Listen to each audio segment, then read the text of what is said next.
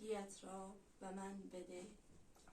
مادر سلام خستگیت را به من بده. آیینه جان شکستگیت را به من بده. مادر هر آنچه خواسته بودی همان شدم. پلکی زدی تو پیر شدی من جوان شدم. تا آفتاب میرم و تا ماه میروم. از دامنت گرفته ام و راه میروم.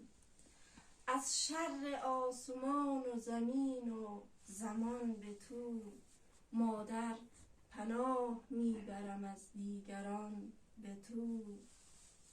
آن سالها که هوش و حواسی نداشتم از مهربانی تو خلاصی نداشتم. ترس از پدر همیشه به دل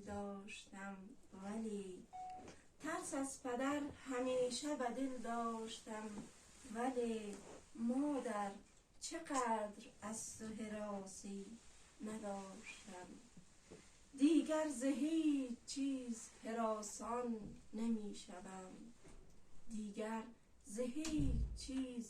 هراسان نمیشوم. چون کودکی به پشت تو پنهان نمیشوم. اما ز زیر دستهای تو کی دور میشوم. از تو اگر که دور شوم کور میشوم. حالم اگر بد است کنار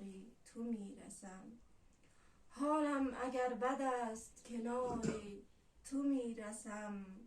دستی اگر سرم بکشی جور میشوم. 100 سال بعد نیز همین گونه بچه ام. از خاطر چی این همه مغرور میشوم. مادر گلایه های مرا گوش میکنی. قولی بده که زود فراموش میکنی. روزیست روز ما که از آن شام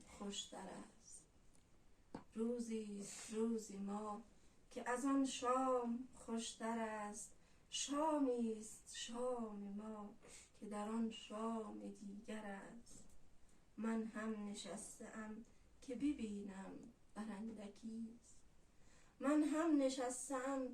ببینم برنده کیست. امروز روز جنگ کلاه و کبوتر است. این قوم نانجیب سیاهی تبار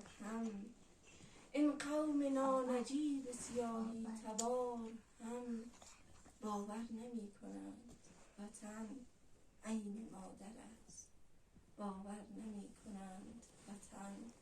عین مادر است. روز مادر گرامی باد. رشت مبارک باشید.